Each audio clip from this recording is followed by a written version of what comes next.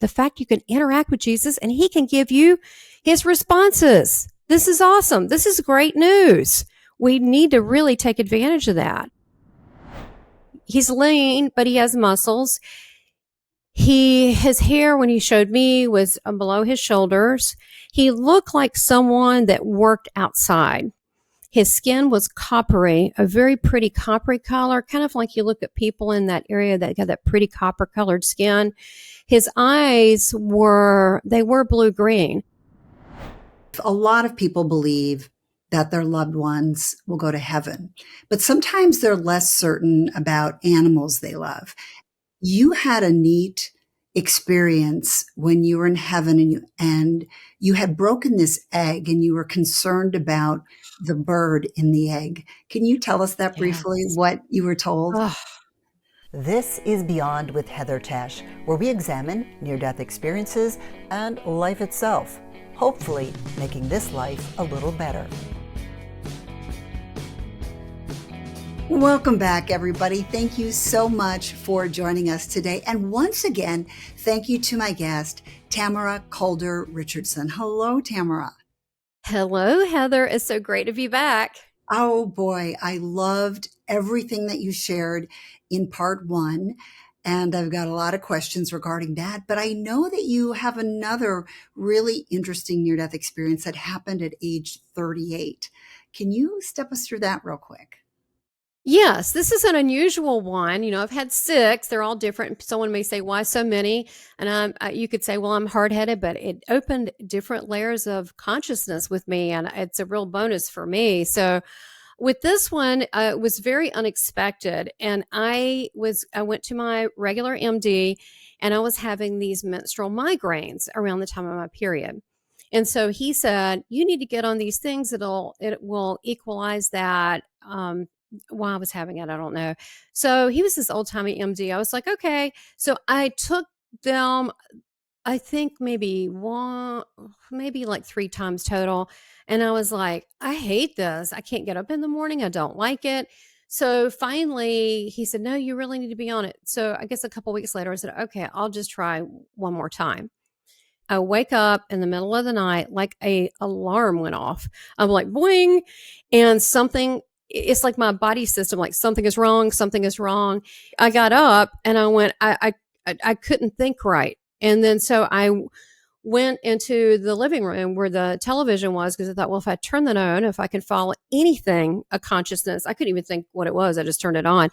If I could follow a stream of consciousness, I'll be okay. And I thought, you took one pill. This is ridiculous. And so I should be fine. So as I sat there, I started hearing white noise. And I thought, well, this isn't good. And then I started hearing that buzzing sound, that even more so. And then I started getting this fear. And then I went, oh boy, I know what's next is I don't care. I'm like, that's not good. So I did. I felt really afraid, quickly replaced by, yeah, well, it's all going to be fine. And I remember not knowing that I was male or female, and I didn't know my name, like truly didn't know my name. And I was like, this is good. Okay, what do you do? So I kept telling myself, I still had some consciousness. We were working with these brains, yes. So when we're outside of the brain body thing, we can actually think better. But so I'm thinking, I just had the one pill. Next thing I know, I'm looking in front saying, stay conscious, stay conscious. I'm looking at my furniture it started disappearing, and it started turning, and I'm observing this going, what is going on? And it started turning into these little white lines everywhere. This was pre-Matrix, by the way, where, okay, any of these concepts, and everything started turning into white lines, like they were held together by little white lines. And I'm going, okay, this is definitely not good. And then there was no wall. And then I was in the galaxy. And I went to the nebula, which I really like because it's very pretty. I don't know. I've always been obsessed with galaxies. They're very pretty. So I was there, but I was also by location. I was also sitting. I wasn't really in my body. I kind of halfway, I was a little bit, but mainly I was in the room and I was in the galaxy. And so I told myself in a big consciousness way, tap your body. And so I tapped it with just a little finger on the side of my um, hip to come back. So when I came back, it really opened up my mind to more of the cosmos. I have to be honest, and more of UFO stuff and all this kind of thing. When you see the universe in white lines, people say we're in a holographic universe, but I saw that. I wasn't looking for that. And it makes you question, that is it truly our consciousness holding things together? Then if that's the case, wouldn't it be a good idea that we all came together to have a better world and to do it in a loving, confident, proactive way versus fear-based and giving our power away to others? If we're doing that, then uh, we're holding this together. So we have to ask, what are we holding together? It's kind of like glue, when you're, super gluing something, you're holding something and you're like, okay, I'm just waiting for it to hold. So we have to ask ourselves as a humanity, good, bad, and different, everybody, humans, that what are we creating together? And I think that's kind of where we are right now with the ascension process, that people are feeling ignited to do their part, to do something, whether they're healers, teachers, whether they're homeschooling, whatever they're doing. I think people are stepping up to do their part.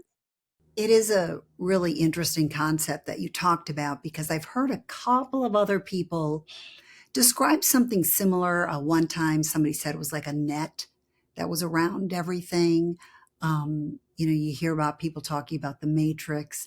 So it really is intriguing when you talk about those white lines. Well, there's another white line I've seen too. This was just the white lines of the construct of my furniture and then the walls and all that. But I have seen around the globe, because I've had so many near-death experiences and it's so freeing to leave the body. I just kind of do it at will every night. So I have to do all my prayers and all this stuff. So I can just, like a little butterfly, just go places.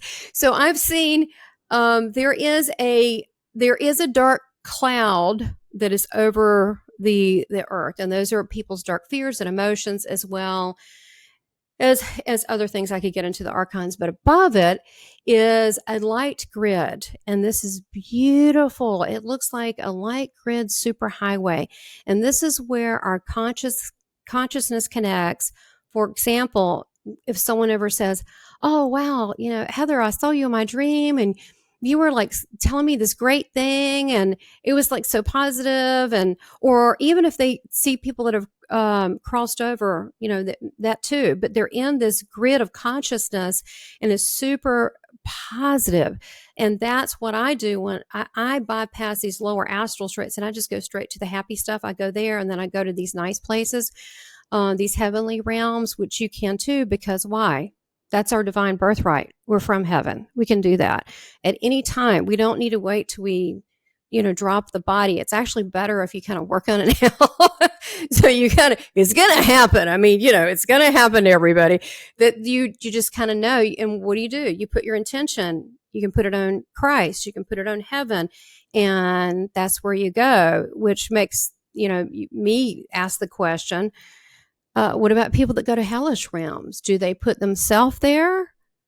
Question. I don't believe personally that God puts people there for punishment. I think they put themselves there with other people that are similar. I think there is an order to things, but I don't really know a whole lot in this area. But being an evidential medium, people come through that feeling guilt do go in areas that are called purgatory, which I never learned that as a Presbyterian or what have you. We didn't even know about that, but they do. It's like a little holding place where they need counseling. They need angelic counseling, and before they cross over to these higher realms, because you can't have a bad attitude in the presence of God. You can't be shouting out horrible obscenities in the presence. I mean, your vibration would disrupt the whole bit. So there's areas where they get pre-counseling, like homeroom. They get homeschooling before they do with an angelic cast. Rehabilitation. Mm-hmm. Yes, exactly. It's interesting that you talked about this cloud because when you were with Jesus, he was talking about manifestation and how in heaven it's so easy to manifest. But I believe he also said something to you like you really need to watch your thoughts. And Mhm. it's interesting that that cloud is all that fear and negativity people have. It is, and here's the thing, that dark thing that I see is part of our fear and emotions, but it's also where the archons and the demonic realm is closest to earth because they feed off our loosh, our fear-based energy, which kind of sucks because at some point in life you're going to have grief, right? I mean, how do you avoid that? How do you avoid this world without having grief? Or something happening? Will they love the fear, heavy anger, grief? So this is another reason to stay in a really good high vibration. I really stay close to Christ and say, look, please remove anything from me that it's not becoming. Fill me with your purity of your love and your light. And so that is also going on there. And there's a lot of people here that do very strange practices that I've seen. I have seen demons on people, and that is real. But if you're not monkeying around with that, you don't need to worry about anything. You know what I mean? It's not part of the reality that you have to experience. So I would say about everything that you can think of, I think at this point exists. Here's a question. I don't remember which near death experience it was, but when you mention grief, a lot of people believe that their loved ones will go to heaven, but sometimes they're less certain about animals they love. You had a neat experience when you were in heaven and you had broken this egg and you were concerned about the bird in the egg. Can you tell us that briefly, Yes. what you were told? Oh, very impressed with it. You knew that. Very impressed, Heather. Yes, that bothered me. So I was a child and I saw on a neighbor's, I would visit these neighbors, and I saw they had an outside area, they had a table, and I would go over there often. Well, I thought it was a ball and I threw it for it to bounce, but it was a bird egg. And I asked them, "What's that?" And they said, it was a bird." I went, "Oh, there was a bird in there?" I said, "Well, how did it get in there?" And they said, "Well, it was going to, eventually be a bird. That's how it starts out." I went, I was so upset. I was like, that I destroyed a living thing. And it was that year before, between the next near death experience I had it for. Anyway, so when I saw Jesus in the tunnel, the people behind that I perceived as family, even though I didn't know them, but yet I kind of figured they were family, they said, "We have your bird. It's okay." And it just made me feel so good. And our animals are with us in heaven. They come through a lot in readings with me, and you know how they come through is so precious. God is so perfect. There's such an order that when we're sad, and let's say we're having a sad day, right, and we've had a favorite cat or dog that passed, that would always be near us, because what they do is they transmute negative energy, whether it's sadness, depression, whatever. And I'm just saying, people get emotion. So when they feel you're having a rough day, they'll come close, and they're in this range of understanding emotion, especially cats with a pineal gland. Although I've always been mainly a dog owner, but same thing. They'll come through. Well, what's really cool, what's come through in reading sessions, is that someone, say, has lost an Irish setter. I'll say the sofa, blah blah blah blah blah, is right there on your left side, and they're in this way. And she goes, "Oh, that's where they used to sit all the time." I said, "Well, they're around you when you watch TV. So they're giving us comfort, even in spirit form. And it may be that we just feel a sense of peace. And so our animals visit us because, again, no time. This is a multidimensional thing. We just don't stay in heaven. Even our spirit here, we just don't stay here. Part of us is in heaven. Honestly, I believe at this point, I've seen so much. I mean, oh my gosh, that not just with me, but then also like you interviewing people. I'm like, oh my gosh. I mean, great. Okay. Something else to look at. I think we may not look like this. I think our soul is in different places on different planets. That's how big we are. We can't even comprehend it, but a part of our soul is there. We are just a small portion in this little vessel right here. We are magnificent. God is big. God can do big, big, big things. So that love is the thing that's the ticket. That's what sticks. I mean, I still love my grandparents. They've been gone almost 30 years, and I love them like yesterday. And that's why so many people that maybe might lose someone, that they all of a sudden start hearing them go, oh my gosh, I'm going crazy. I'm hearing them, and in their head, as they become a medium, they don't really want to, but the intention is, I want to talk to them. So guess what? That's what happens. And why would God hold our loved ones away from us? They do check on us. They really can't tell us what they do. They do observe and say things like in reading centers, they do observe, but they couldn't tell us what to do in life. I think basically a lot of us are very hard-headed, and we kind of got to do our own thing. So we don't really listen to people anyway, but they do take concern that we have joy and happiness, because this life here as we know it, we transcend into something else, and it keeps changing because God is creation. And we're part of that. So we are part of that creation. So we keep changing. Life is forevermore. I know a lot of people that listen love to find out details about Jesus. So you saw Jesus. What does Jesus look like? What were some of the surroundings? What did they look like? Can you give us just a little bit more information on that? Yes, I can. So this is coming from me, what I saw and what I experienced. I know that he can come through how we perceive and expect him. And someone said, well, he can come through anyway. Well, really, if he came through anyway, how would you know it's him? He kind of has to come through in the way you might know it's him, right? So otherwise we wouldn't know. We're like, no, that doesn't seem familiar. So he came through to me better looking than I was shown.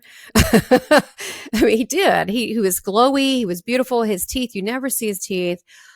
He had a very straight nose. He was about 5'9". He was slender. He was muscular.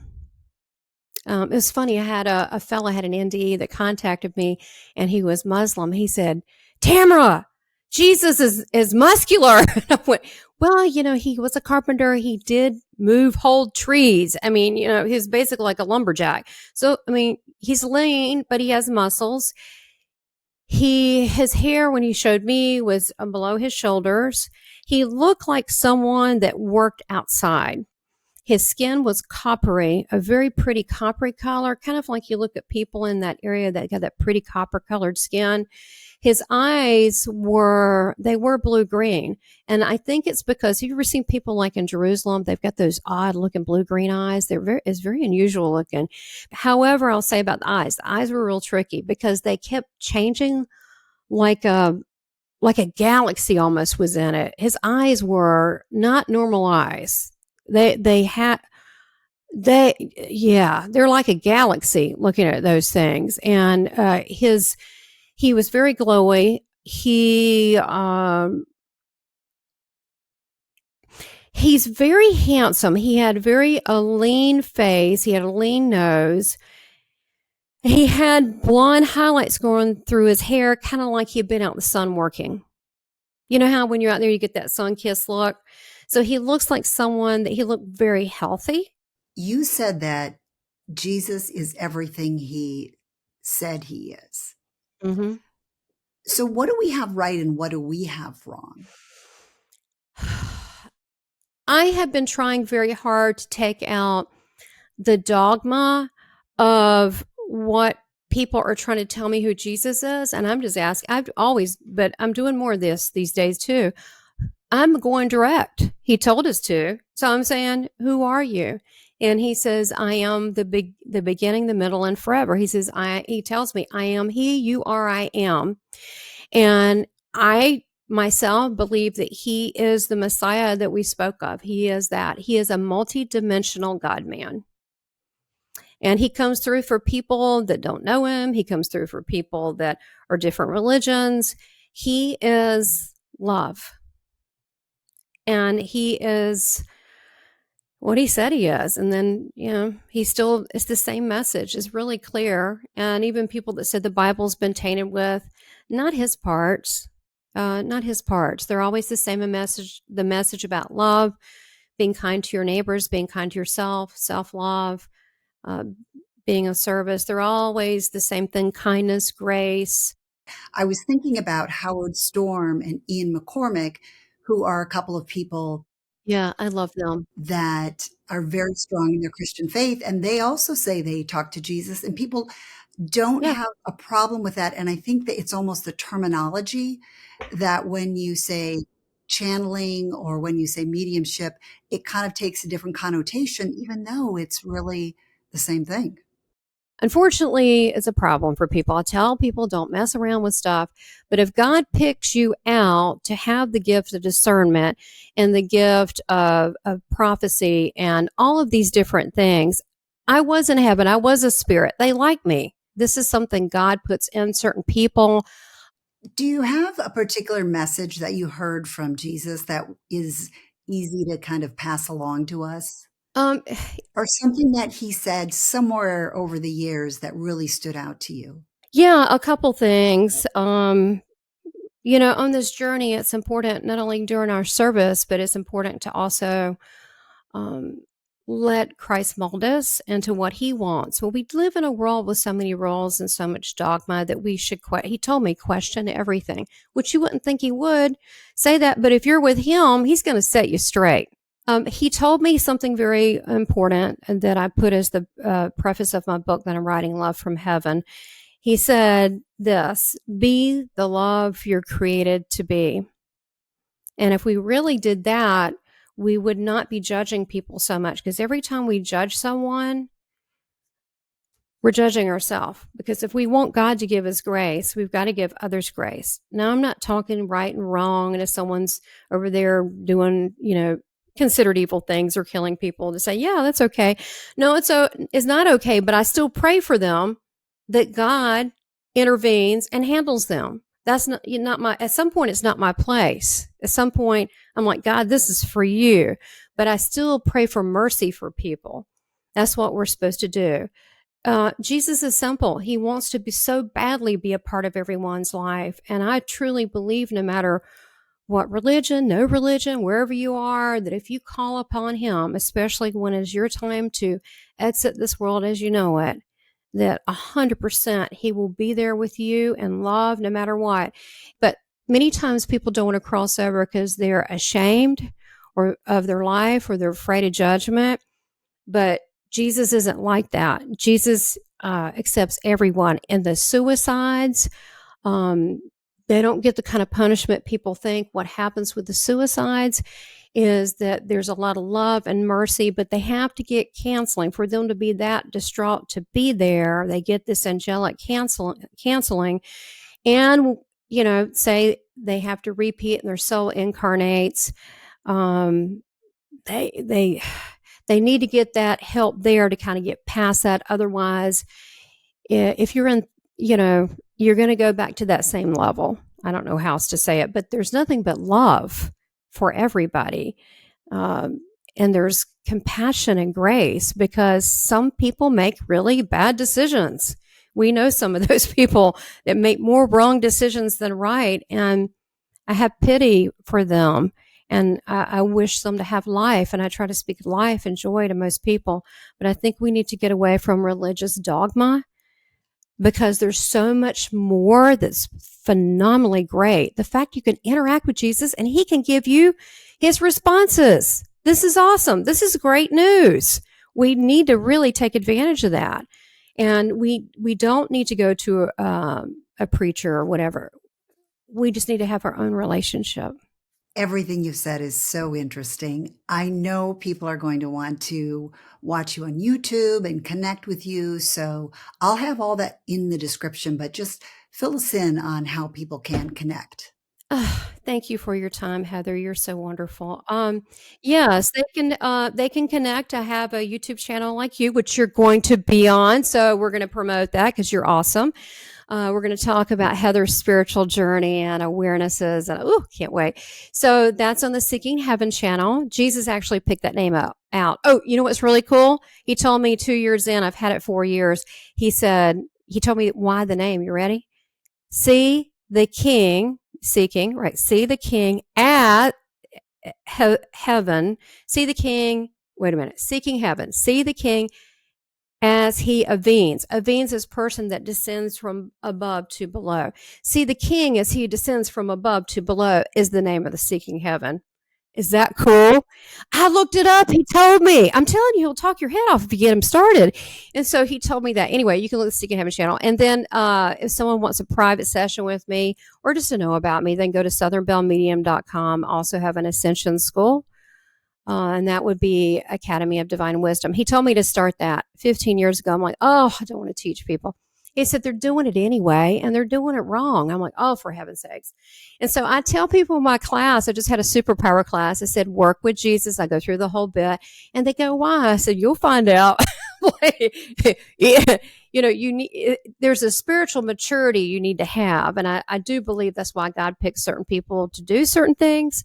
And so I'm just really proud to serve him and help wherever I can because, we're all here for a short time. So I just thank you so much for this time. And I know Jesus loves you so much, Heather. Oh, thank you so much. I mean, he's really behind you and everything that you're doing. Tamara, a lot of people probably want to hear their own message from Jesus. And I know they can connect with you, but do you have anything you can share with us right now? Yes, I just want to share that he is real. He loves everyone. There's nothing that you have to do to get his approval, and he's there for you for his guidance, being a teacher, being a friend, being a protector, a redeemer. He's all of that. He is, he's always say he's my spiritual counselor, and he's just always there. I think the biggest thing he urges everybody to do is to be the love that you were created to be in that love flow. When you find yourself being harsh or judgy, is to go, ooh, okay, well, that's not really being in a love flow. So that doesn't mean that we can't use discernment and this not duality and things that go on that upset us. But I bring Christ into that equation and say, how should I look at that? How can I not be upset? Can you soften my heart and my worries not to be upset? So when you are very close to him and ask him to be close, he removes a lot of the anxiety about the future because he is the future. He's the past, he's the middle, and he is the future. He is an eternal spiritual Messiah. He is exactly what he says he is. And he loves everyone. And he just always has that open arm invitation to let him be a part of your life because he is interactive. And I encourage people to ask him things. Why wouldn't he impress upon your part the answer? You might get it from someone else, but you don't know where. It could be a stranger, but God knows what he's doing. And so does his son. We don't need to worry about that. We just need to surrender to his love as a gift and be that divine love that he created each of us. Thank you. I have so enjoyed talking to you. You have shared so much wisdom, and it really is so wonderful to have you here today. Oh, thank you so much, Heather. You just keep shining, be a bright light to others, and you're doing an awesome job. And thank you. Thank you so much for having me. You are so welcome. Oh my, we covered so much information. I really, really enjoyed that. I hope you did too. Tamara really is just a beautiful soul.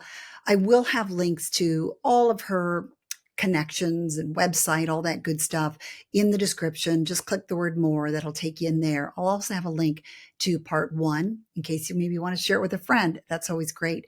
Please let me know what you thought. Go ahead and write your thoughts in the comments. If you prefer just to say you made it, that is great as well. If you'd like to give it a like, I always appreciate that. And check to see that you're subscribed. Some people have said they keep getting unsubscribed. So just check that and make sure you still are. Thank you, everybody, for being here. I so appreciate it when you watch my podcast, and I really hope you enjoyed today's episode as much as I did. Thanks for joining me on Beyond with Heather Tesch. Please add comments and questions you'd like future guests to answer. Also, if you liked what you heard, please hit the thumbs up button and subscribe. That'll help keep this podcast going. You can also go to Beyond with Heather Tesch to look for more episodes.